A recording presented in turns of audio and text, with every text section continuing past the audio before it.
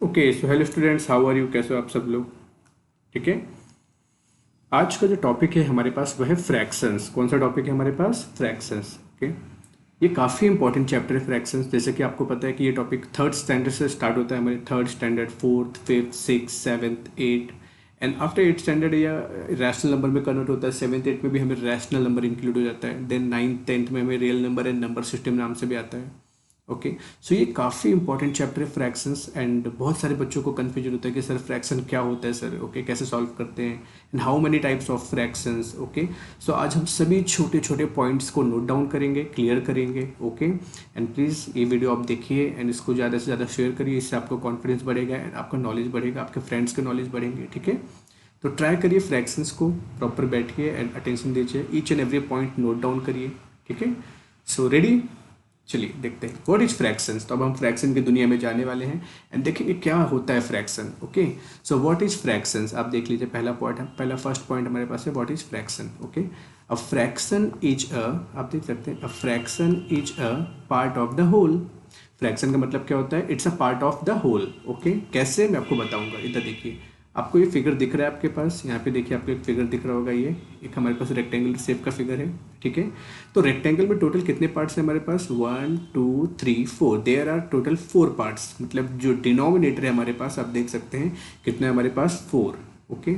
Now उसमें से shaded part कितना है? 1 पार्ट। आप देख सकते हैं ये वाला पार्ट शेडेड है, एक पार्ट। तो उससे हमने कैसे लिख लिया? 1/4। मतलब 1 मीन्स क्या हो जाएगा आपका? न्यूमरेटर। ओके। एंड जो टोटल पार्ट कितने थे? 4। वो क्या हमारे पास है? डिनोमिनेटर। सो अटेंशन देना है कि फ्रैक्शन मीन्स क्या होता है? It's a part of a whole. Okay. तो टोटल पार्ट मेरे पास 4 थे, उसमें से मैंने 1 पार्ट क्या किया? शेडेड। ये बन गया हमारे पास fraction. So 1/4 is called a fraction. Okay. Now one, one means क्या होता है? आप देख सकते हैं यहाँ पे लिखा गया है न्यूमरेटर। क्या बोलते हैं इसे हम? जो ऊपर वाला पार्ट होता है उसे हम बोलते हैं न्यूमरेटर, NUMERATOR। एंड जो डिनोमिनेटर, जो नीचे वाला पार्ट होता है उसे हम बोलते हैं डिनोमिनेटर, DENOMINATOR। ठीक है। सो हमें फ्रैक्शन की खोज तो हो गई कि यार टोटल जो पार्ट्स होते हैं उसमें से कुछ पार्ट्स अगर हमने ले लिया। एंड स्टूडेंट्स आप नोट डाउन करिए कि सपोज आपके फादर्स ने आपको, आपके आपके आपके पेरेंट्स ने, आपके फादर ने आपको लाके 10 चॉकलेट्स दिया। कितने चॉकलेट दिया टोटल? 10 चॉकलेट। ओके। 10 चॉकलेट में से आपने क्या किया? टोटल 6 चॉकलेट खा लिए। सो नेक्स्ट डे पापा ने पूछा बेटा आपके पास क्या फ्रैक्शन बना? आपको टोटल चॉकलेट्स कितने दिए थे एंड आपने उसमें से कितने चॉकलेट खाए हैं? तो आपने क्या बोला? पापा आपने मुझे टोटल चॉकलेट्स कितने दिए थे? 10। सो 10 क्या हो जाएगा हमारे पास? डिनोमिनेटर। करेक्ट है। ओके। एंड पापा ने बोला फिर आपने उसमें से खाया कितना है? तो आपने बोला सर पापा 6। तो 6 क्या हो जाएगा आपके पास? न्यूमरेटर।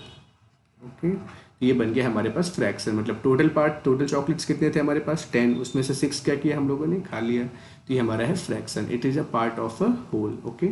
अब आगे बढ़ते हैं हम लोग। Now types of fraction. सबसे पहले देखिए टाइप्स ऑफ फ्रैक्शन क्या होता है। अब फ्रैक्शन के टाइप्स कितने होते हैं? सबसे इंपॉर्टेंट देखिए, फर्स्ट पार्ट हमारे पास आता है इक्विवेलेंट फ्रैक्शंस। ये बहुत ही इंपॉर्टेंट है इक्विवेलेंट फ्रैक्शंस। ओके। कई बच्चों को कन्फ्यूजन होता है, कई सारे स्टूडेंट्स कन्फ्यूज होते हैं कई बार कि सर इक्विवेलेंट फ्रैक्शन क्या होता है, कैसे सॉल्व किया जाता है। So please note down, equivalent fraction first part होता है फ्रैक्शन में। इसका डेफिनेशन क्या है? देखिए, equivalent fraction mean same number we multiply or divide by both numerator and denominator of the given fraction are called equivalent fractions। मतलब क्या होता है कि same number multiplied by both numerator and denominator are called equivalent fraction and also same number divided by both numerator and denominator are called also equivalent fraction. तो कैसे? तो देखेंगे अभी हम लोग। एक मेरे पास क्वेश्चन दिया है, देख सकते हैं, एग्जाम्पल दिया है मेरे पास। मुझे बोला गया था राइट 3 इक्विवेलेंट फ्रैक्शन। क्या बोला है मेरे पास? Right 3 equivalent fraction. Okay. Of 2/5। तो देखिए मेरे पास क्वेश्चन है 2/5। मुझे इसके 3 इक्विवेलेंट फ्रैक्शन को लिखना है। ओके। सो पहले मैंने क्वेश्चन ले लिया मेरे पास 2/5। Now first we multiplied by 2 both numerator and denominator. सबसे पहले हमने क्या किया? दोनों को 2 से मल्टीप्लाई किया है, बिकॉज मुझे डेफिनेशन में बोला गया था same number multiply by both. तो हम क्या करेंगे? दोनों को 2 से मल्टीप्लाई करेंगे। 2 2 जा 4, सो 5 को भी हम 2 से मल्टीप्लाई करेंगे, 5 2 जा 10, सो ये मिल गया मुझे फर्स्ट इक्विवेलेंट फ्रैक्शन। करेक्ट है। आप देख सकते हैं same number multiply by both, मतलब ऐसा नहीं है कि मैं 2 को 2 से मल्टीप्लाई कर रहा हूँ एंड 5 को 3 से, नो, आपको सेम नंबर से ही मल्टीप्लाई करना है। अगर 2 को मैंने 2 से मल्टीप्लाई किया तो 5 को भी मैं 2 से ही मल्टीप्लाई करूंगा। नाउ इक्विवेलेंट नंबर 2, अब मैं दोनों को किससे मल्टीप्लाई कर रहा हूँ, आप देख सकते हैं यहाँ पे 2 3 जा 6, सो 5 3 जा 15। नाउ ये हमारे पास हो गया सेकंड इक्विवेलेंट फ्रैक्शन। देख सकते हैं आप, मेरे पास क्वेश्चन क्या था 2/5, मैंने दोनों को किससे मल्टीप्लाई किया 3 से। ओके, नाउ अब मेरे पास क्या था, third equivalent fraction find out करना था। सो क्वेश्चन क्या मेरे पास है 2/5, तो मैंने 2 को 4 से मल्टीप्लाई किया, सो 5 को भी मैं किससे मल्टीप्लाई करूँगा 4 से, 2 4 जा 8, सो 5 4 जा 20, so now it is a third equivalent fraction. Okay, just आप एक नोट डाउन करिए कि जब हम मल्टीप्लाई करते हैं ना तो सेम नंबर से मल्टीप्लाई करना है। ऐसा जरूरी नहीं कि आप 2 3 4 से करिए। आपको लग रहा है मुझे 2 को 9 से मल्टीप्लाई करने हैं तो आप 2 को 9 से भी मल्टीप्लाई कर सकते हैं, बट अगर आप 2 को 9 से मल्टीप्लाई करेंगे तो जो 5 है उसको भी आपको 9 से ही मल्टीप्लाई करना होगा। ओके, सो ये था हमारा equivalent fraction, same number multiplied by both. अब देखो इक्विवेलेंट में एक और पार्ट आता है जिससे हम बोलते हैं, ये वाला क्वेश्चन आप देख सकते हैं, इधर भी एक मेरे पास सम दिया है, हमें क्वेश्चन बोला गया है 3/4 विथ न्यूमरेटर 24। तो चलो देखते हैं हम लोग। सो मुझे क्वेश्चन दिया है 3/4 एंड न्यूमरेटर कितना है हमारे पास 24 with numerator 24। Okay, so what is it's denominator, हमें चेक करना है। तो आप एक फोकस करिए, 3 के टेबल में 24 कब आता है, तो 3 के टेबल में 24 आता है 8 जा, सो 4 को भी हम किससे मल्टीप्लाई करेंगे 8 से, because it is a part of equivalent. So 3 8 जा 24, सो 4 इंटू 8 कितना हो जाएगा ना, 4 8 जा 32, so the final answer is 24/32। Okay, समझ में आया आपको कैसे किया हम लोगों ने सम, 3/4 विथ न्यूमरेटर 24। सो जब अगर 3 का आंसर 24 दिया है न्यूमरेटर में तो 4 का आंसर क्या होगा, तो हमने चेक किया कि 3 के टेबल में 24 कब आता है, सो 8 जा, सो नाउ 4 को भी हम 8 से मल्टीप्लाई करेंगे, सो आंसर क्या मिला हमें 32। ओके, नाउ अब देखिए पॉइंट नंबर 2 मेरे पास क्या दिया है, ये भी इक्विवेलेंट का पार्ट है, how to reduce a fraction to simplest form. देखो रेड्यूस करना या फिर लोएस्ट टर्म में कन्वर्ट करना, ये भी एक प्रकार से इक्विवेलेंट के पार्ट है, बिकॉज हमें डेफिनेशन में देखा था हमने ऊपर अभी, इस सेम नंबर मल्टीप्लाई और डिवाइडेड बाय, देख सकते हैं आप। ओके, सो सेम नंबर हमें डिवाइड भी करना है। तो देखिए मेरे पास क्वेश्चन क्या है, अटेंशन दीजिए, मुझे बोला गया है 12/14, मेरे पास क्वेश्चन क्या है 12/14। अब मुझे बताइए 12/14 को हमें रिड्यूस करना है, but same number divided by both, एक ही नंबर से मुझे 12 और 14 दोनों को डिवाइड करना है। तो सबसे पहले हम 12 को चेक करेंगे, 12 किसके टेबल में आता है 2 के टेबल में, करेक्ट, बट 2 के टेबल में 14 आता है क्या, यस आता है, तो हम दोनों को किससे डिवाइड करेंगे 2 से। सो 12 divided by 2 and 14 also divided by 2। Now 2 के टेबल में 12 कब आता है 6 जा, 2 के टेबल में 14 कब आता है 7 जा। सो जब मैंने 12 एंड 14 को 2 से डिवाइड किया तो मुझे आंसर क्या मिला 6/7। बट ये हमारा फाइनल आंसर है क्या, नहीं, कि हाँ क्या बोल सकते हैं आप, yes it's a final answer, it is a final, because क्योंकि 6/7 को अब हम आगे रिड्यूस नहीं कर सकते हैं, बिकॉज 6 2 के टेबल में आता है, 3 के टेबल में आता है, बट 7 2 और 3 दोनों के टेबल में नहीं आता है, इसलिए ये हमारा फाइनल आंसर रहेगा। सो जब भी आपको फ्रैक्शन के आप जब भी फ्रैक्शन सॉल्व करेंगे तो हमेशा याद रखिए कि जो भी आपका फाइनल आंसर आएगा फ्रैक्शन में, आपको उसे ऑलवेज रिड्यूस करके ही लिखना होगा फ्रैक्शन में आंसर। ओके, तो रिड्यूस भी किसका पार्ट है, इक्विवेलेंट फ्रैक्शन का पार्ट है इन डिवीजन फॉर्म। ओके, ठीक है, क्लियर हुआ यहाँ तक आप सबको। अब इसके बाद हम आते हैं, हमारे पास थर्ड पार्ट है, हमारे पास आता है मिक्स फ्रैक्शन। क्या है मेरे पास, मिक्स फ्रैक्शन। अब देखिए what is mix fraction. Okay, so the combination of whole number and a proper fraction are called a mixed fraction।